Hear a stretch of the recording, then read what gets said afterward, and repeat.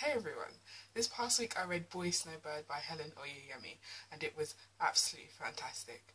Boy Snowbird is the first novel that I've read by Helen Oyeyemi. She's like a very young, award-winning novelist, so I'm definitely going to check out more books by her. Completely different to anything I've ever read before. So Boy Snowbird is a retelling of the Snow White fairy tale, but told from the perspective of the evil stepmother.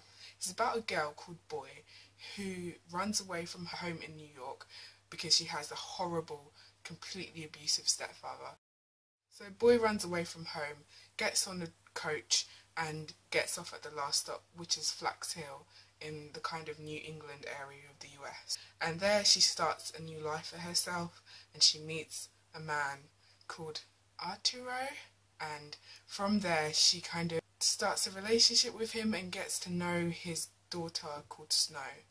This book really is about a lot of things. It's about family, it's about love, it's about trying to be different from the person that you were kind of brought up to be. But the main hard-hitting underlying theme that really spoke to me was the discussion of racial politics in a sphere that I'd never really seen it discussed in before in so much depth, and that was the sphere of beauty. I was reading this on the train to work and there was a point where the book was just throwing so many truth bombs at me. There was a point where two characters were writing letters to each other and I just remember thinking, oh my gosh, I've never thought about race and beauty in such intricate ways. I've never thought about the kind of beauty that everyone kind of aspires to emulate, and how harmful and sad that kind of really tight binary on beauty is. Beauty and race is something that I have thought about a little bit, but this book really kind of brought it to the forefront of my psyche. The way that Helen Oyeyemi does that in the context of the retelling of a fairy tale is so clever, particularly this fairy tale, Snow White. I think is just something that is really ridiculously clever. Her writing is really whimsical and laugh out loud funny, and I've never really read writing like hers.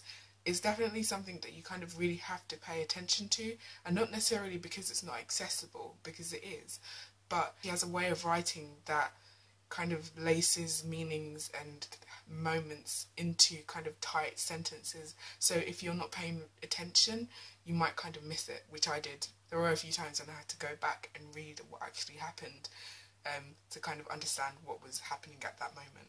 Her writing kind of reminds me a little bit of Libba Bray and Patrick Rothfuss in the sense that they are all completely different, but they all have that kind of nuance in their writing that makes me think of someone literally sitting down and telling you a story. It's very conversational and poetic at the same time. There's this underlying theme of mirrors and not quite trusting mirrors, and she presents it as a character literally not being able to see herself in a mirror. So yes, this was a fantastic novel. If you have read anything by Helen Oyeyemi, please tell me. If you've read this book, of course, do tell me. And if you know of any other books that kind of run along the same theme, please let me know because I'd be more than interested to read them. Thank you so much for watching. I hope you're having or will have or have had a great day. See you all later. Bye.